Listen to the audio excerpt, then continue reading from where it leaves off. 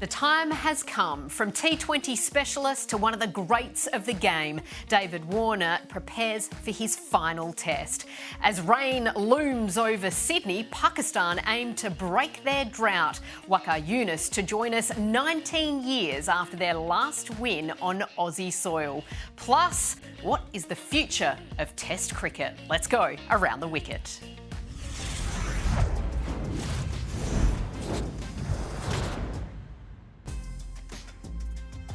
Hi everyone, Dave Warner here. Unfortunately, this is my last resort to do this, but a couple of days ago our bags got freighted via Qantas. We've gone through CCTV footage. They've got some blind spots apparently. We spoke to the Key West Hotel, who we absolutely trust and have gone through their cameras. No one's came into our rooms, but unfortunately someone has taken my backpack out of my actual luggage, which had my backpack and my girl's presents in there. Inside this backpack was my baggy greens. That's sentimental to me. It's something that I would love to have back in my hands walking out there come this week. If it's the backpack that you really wanted, I have a spare one here. You won't get into trouble. Please reach out to Cricket Australia or myself via my social media, and I'm happy to give this to you if you return my baggy greens. Thank you. It would not be a David Warner farewell without a little bit of extra drama. Hello and welcome to Around the Wicket. I'm Neroli Meadows. Michael Clarke joins us. Callum Ferguson is alongside me as well. Pup, that's not what we wanted to hear. Ahead of his final test, his baggy green has gone missing, perhaps even stolen. We hope that it's rectified as soon as possible, but that's not the preparation you want. Only David Warner, that's all I can say. And I like the fact that he's willing to give a free backpack if someone returns the baggy greens. I reckon there's a little bit of a difference between David Warner's backpack and his baggy greens. But, yeah, look, I'm a little, obviously, you don't want anyone to have something that you love and prioritise so much taken. I'm a little surprised why he had his baggy green, taken with the rest of his cricket stuff. Normally your baggy green you carry with you on all occasions.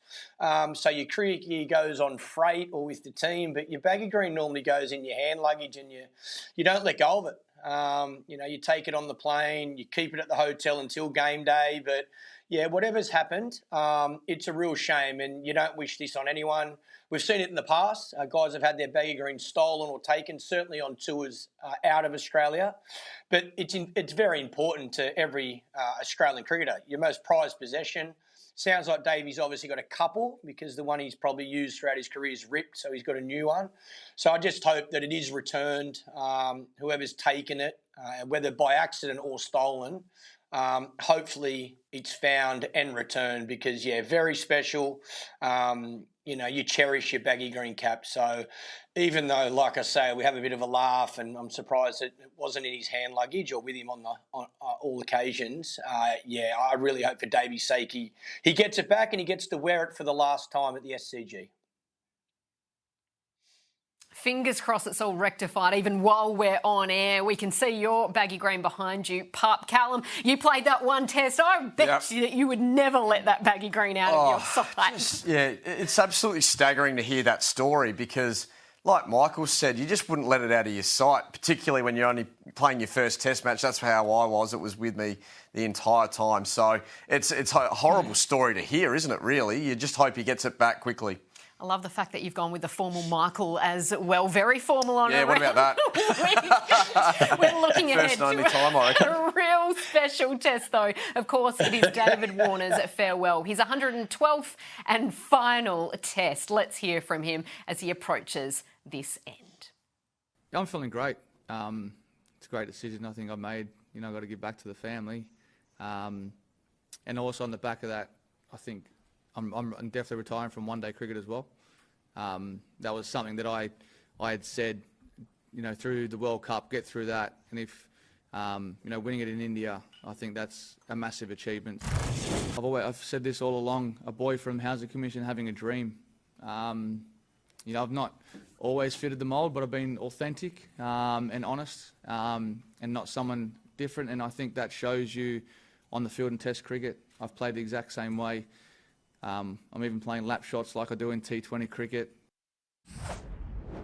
Well, Pup, you were there from the very beginning. You were the captain in 2011 when he made his Test debut, and you scored 139, so hats off to you as well. We'll give you a little bit of a pump up on the way through. Yes. But he's obviously changed a lot as the years have gone by, and it wasn't all smooth sailing. Can you give us a bit of an insight into his growth? Yeah, look, I think Davey's spot on. The way he's played, he's stayed very similar from day one to now. He's had a stellar career, opening the batting, such a hard position. There was a lot of doubt around the way Davey played. Could he cut it in Test cricket? Started as a 2020 player, and there was always that risk. But I think from day one, everyone saw the talent. Very gifted, can do things that a lot of players can't do, and he's been able to manage that role as an opening batsman, but keep his intent, which is easier said than done. I think an Australian batsman that I guess set the tone when it came to opening batting was Matthew Hayden.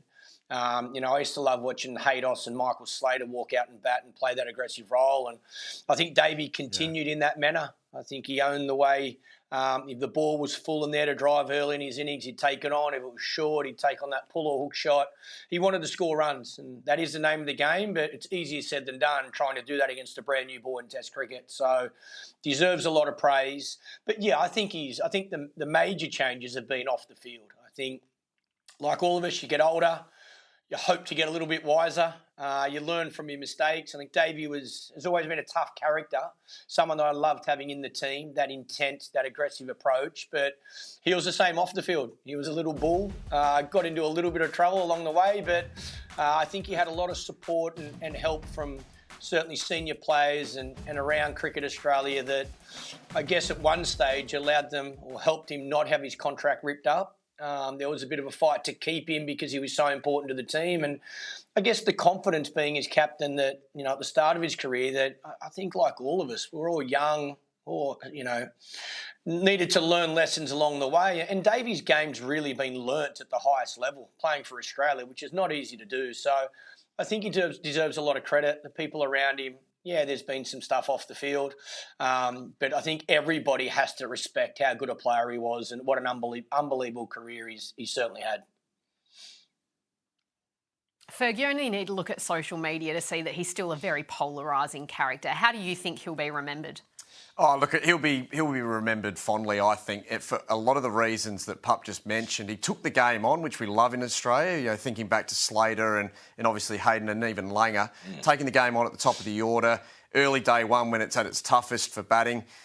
He was someone who didn't allow his form or lack of runs previously to affect the way he played going into the next Test match. He had a job to do for Australia, took the game on, and I still remember him as a young player coming into the Australia A side and piling on big runs. So when we saw that, he obviously hit the international scene in T20 cricket, but a lot of us looked at the way he played in four-day cricket at Shield level and also in the Australia A side and thought, this guy's in for a huge career. He just takes the game on, doesn't matter who's bowling at him, he's going to dominate the attack. And he took that approach all the way through his career, whether he was in great form leading into a Test match or he'd been struggling. Just a wonderful player to have in your team, the Bull. Pup, he's also announced that he's finishing up in the ODI arena, and what a way to go out that World Cup win, and he played a huge part in that. But you're a little surprised that he's choosing to go on in the green and gold in T20. Tell us more. I'm not surprised that he's retired from one-day cricket as well. Certainly after winning the World Cup.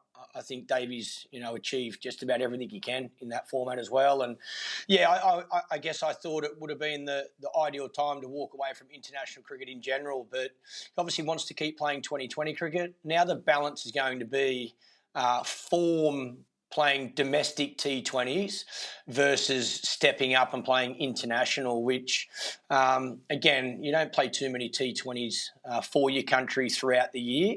But I'd imagine it's, he's hanging on to that World Cup, which isn't too far away. He probably wants to play that and walk away from there. But he'll still have to earn his selection. I think that's going to be the key. I think his form now in domestic T20 is going to be something that the selectors will be looking at.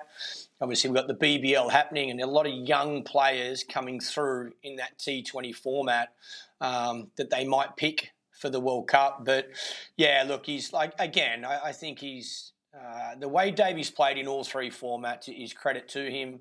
He's been extremely successful. And yeah, hopefully this test match has no rain and he gets that farewell that he's worked so hard for. Well, Pup, stick with us because Steve Waugh has had some strong words to say about the overall future of the game, not just David Warner's. But as we go to the break, we need to pay tribute as well from the skipper himself, Pat Cummins, on his teammate. David Warner, one of a kind, and they'll miss him in more ways than one. Yeah, there's many times we're sitting around at dinner for the 10th night in a row at the same restaurant in India or somewhere like that, and he comes up with some story and suddenly there's our night sorted of Davey telling us how the world works.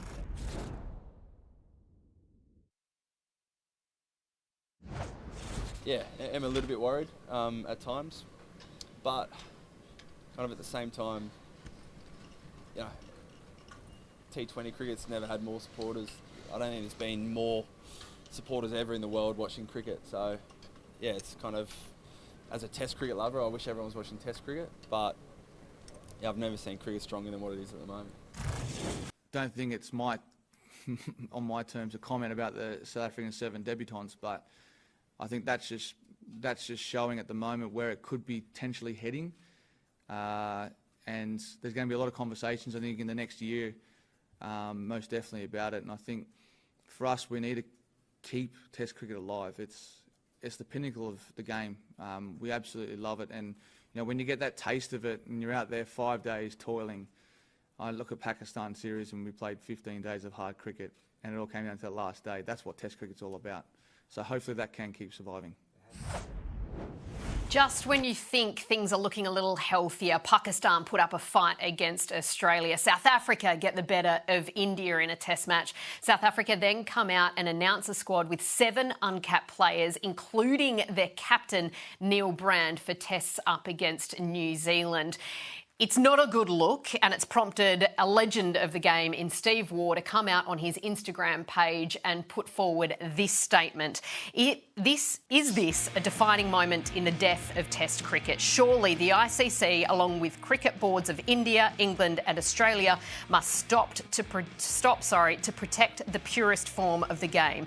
A premium equal match fee for all Test players might be a good starting point. History and tradition must count for something. If we stand by and allow profits to be the defining criteria of the legacy of Bradman, Grace and Sobers, will all be irrelevant. Hashtag time to be counted. Hashtag step up to the plate. Hashtag stand for something. And this is, of course, because the SA20 domestic competition is happening at the same time as these tests. Even David Warner admitted during his press conference that if there was lucrative T20 leagues around the world at the time that he started his test career, perhaps even his test career would go in a different direction. Michael Clarke, there's strong words from Steve Waugh. You said on this very show a couple of weeks ago that you were more concerned than ever about the future of test cricket. What do you think about this latest news? I think nothing's changed, in my opinion. It's sad to see, to be honest. I understand South Africa's reasoning, but yeah, Test cricket's the pinnacle in my eyes. No domestic competition in the world should come in front of it, in my opinion. Playing for your country is the most important thing.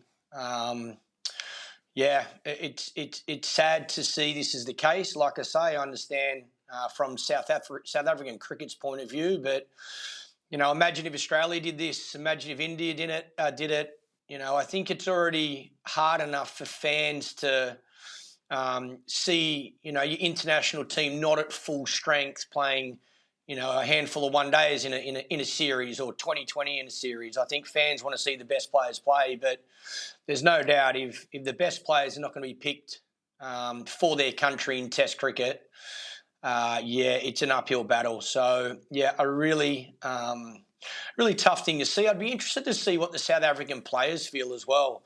Certainly their Test captain and the other senior players that, you know, you'd like to think, like David Warner's just said, prioritise Test cricket and do think it's the pinnacle.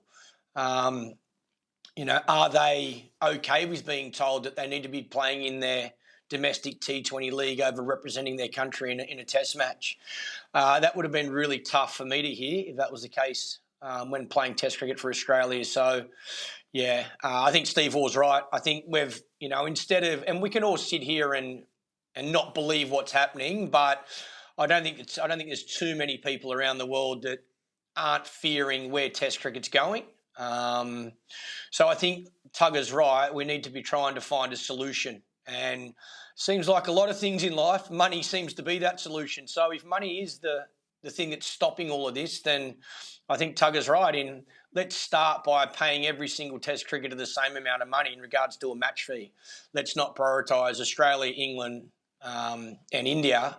Let's make sure every country gets that same fee. But I think there's a lot more to it. I think the South African cricket have obviously invested a lot of money into this T20 tournament, and they can't afford their big players to miss it. But, yeah, prioritising that over Test cricket is it's a big change and something that, I'm still not comfortable with. But if that's where we're going, then we have to accept it and move with the times. But I hope it's not where we're going. Ferg, is Test cricket a luxury that a lot of these nations just can't afford anymore? I think at the moment it's proving to be that. To see the South Africans go the way they have for this series in New Zealand, it's a huge warning flare for the whole of international Test cricket, and I think something needs to be done. I remember hearing Michael Holding a few years ago suggesting that we need more relevance to a lot of the Test matches being played. Div 1, Div 2 he talked about. Now, I'm not sure if that's the answer, but it was great to hear him thinking about it, but it was almost poo-pooed at the time, suggesting that this isn't, we're talking about Test cricket, we can't be going down this path. But now we see the first time a board has actually made that decision to prioritise a domestic local competition in their country over their test team. It is absolutely flabbergasting to us here in Australia, but I think it's a dose of reality for us to suggest this is a bigger issue than what a lot of us have been willing to accept. And the commissioner of the SA20 is one of the greats of the game, not just South African cricketing, Graham Smith as well. So it's just a fascinating situation all across the board, isn't it? I can't wait to see what the reaction is from not just, say, Australia, but England, the board over in England, the ECB, the BCCI, how are they going to react to this? Because these, our big four, as it's suggested, have always been so adamant that Test cricket's got to be the number one. And now a side that was a part of that big four for a long time has gone the other way on it. It could be an extraordinary next couple of months on the international cricket front.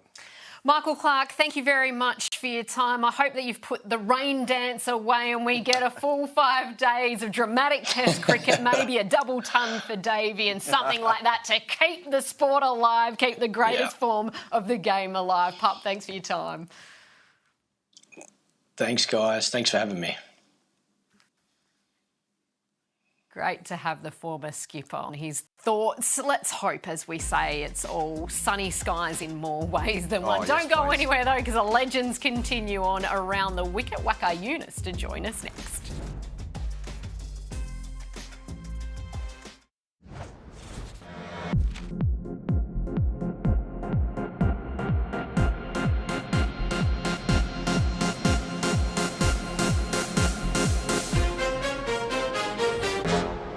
Drama at the MCG. We move on to the SCG. And Cal, the legendary Waqar Younis was supposed to be sitting between us, but I'm missing my mate. After team director Mohammed Hafiz missed his flight to Sydney, it seems that Waqar Younis had a little bit of trouble getting to Melbourne to be with us, but he joins us nonetheless. Waqar, great to have your company on Around the Wicket. And I've got to start by saying happy anniversary. 1995, you took the very last wicket to record Pakistan's last win in a test here in Australia. You're nodding along. What were the memories from that one?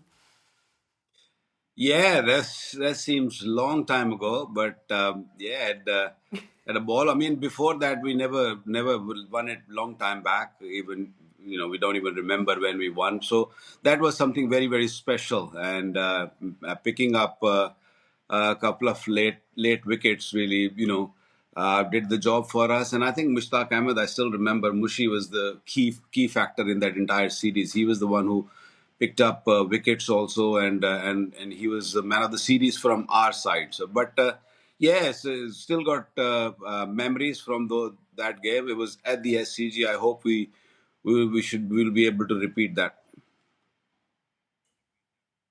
You got so close at the MCG, Waqar had the Aussies at 4 for 16. It was those dropped catches in the end, though. What is it about Pakistan in the field, and how does the team wrap their arms around Abdullah Shafiq, who maybe shouldn't be seen in the slips again? Well, he's not a bad fielder. He's pretty safe in the slips, but it's one of those days when things are not really working for you, and you kept on sinking, and that's what happened with Abdullah Shafiq. Yes, I'm sure Shan Masood will not take that risk in Sydney, putting him in the slip.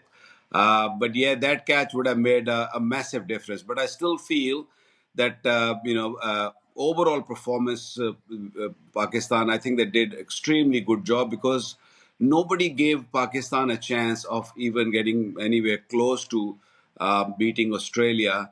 And they were at one stage, they looked really good. I mean, that drop catch, and then Rizwan getting out at the wrong time, and that partnership, that really broke our back. And yeah, at least they've got a lot of confidence from that game, and hopefully they will come more positive. They'll, the feeling of they can beat Australia. I think that was key, and I think they'll do pretty good here also in Sydney. Can they go again? Can they get themselves up to go again, led by Shan Masood after getting so close, do you think? Look, I mean, they can. I mean, the young side, and they've shown glimpses that they're a team in the making, and they've just learned very quickly from Perth to Melbourne. And I hope they keep that energy, they keep that passion alive.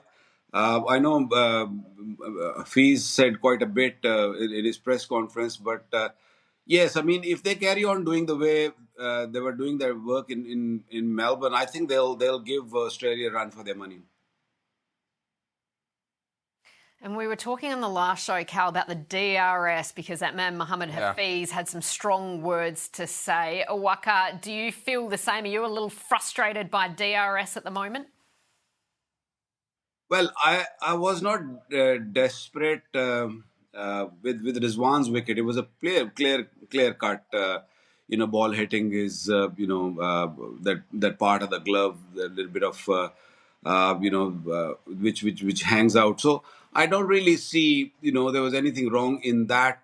Yes, but we do get some poor decision at times, and I in a way agree to Hafiz where he said that if the ball is hitting the stumps, it should be called out. Simple as that. I think technology has become a lot better. When we started, there were a lot more bad decisions were made, but I think it's working well. And I think ICC can look into things that, if the ball is even clipping the stumps, it should be given out. Waqar, David Warner's last test coming up at the SCG. What a player he's been, but he is a polarising character. How's he viewed from overseas? Look, he is definitely a character, and cricket will miss him once he leaves the arena, because he's a great server of the game. He's a great server of Australia. He's a fighter. He's always out there in the face, which you want to see from the cricketers, which we don't see many around. But yeah, the world is going to miss him. He's a great cricketer, a great friend also. We play a lot of golf together, and I've happened to work with him in different leagues around the world, and I got on really, really well with him. I know that there are people who feels the otherwise, but for me, Warner, I think he's one of the greats from Australia, and he'll be remembered for a long time.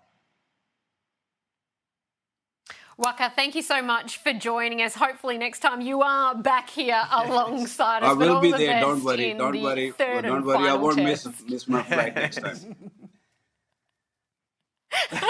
We'll warm the seat up for you, mate. At least he owns it. Don't go anywhere. We've got the short stuff coming up next. The very, very short stuff with Callum Ferguson. Time for the short stuff. Ferg, favourite David Warner moment? Or 100 in a session at the SCG. I find that really hard to go past. He's had a lot of highlights, but that's the one for me. Ever missed a flight? Never missed a flight myself during my career, but Bryce McGain, an old mate of mine, got picked for his first international tour, test tour, and he missed his flight and then debuted about a week later and things didn't go so well for him. So that was a really tough one for him. I don't know how you miss your first flight for an international series. Shout out to Bryce McGain. What's the best thing to do in a rain delay and who was the most annoying teammate? Oh, I think sleep and try and avoid Doug Bollinger at all costs. I feel like Davey Warner Love might be Dougie, up there as well. Yeah, Ferg, thanks for your time and thank you for joining us on Around the Wicket. And David Warner, congratulations on an incredible career.